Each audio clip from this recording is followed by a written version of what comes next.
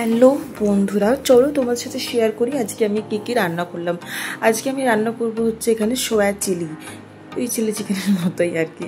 তো প্রথমে সয়াবিনটাকে আমি সেদ্ধ করে নিয়েছিলাম, আর তারপর এতে দিয়েছিলাম হচ্ছে আদা রসুন পেঁয়াজ বাটা, দুটো ডিম আর কিছুটা ময়দা, নুন আর হলুদ গুঁড়ো লঙ্কা গুঁড়ো যেমন দেওয়া হয় পরিমাণ মতো সেরকম দিয়ে কিছুক্ষণ মেখে রেখে দিয়েছিলাম।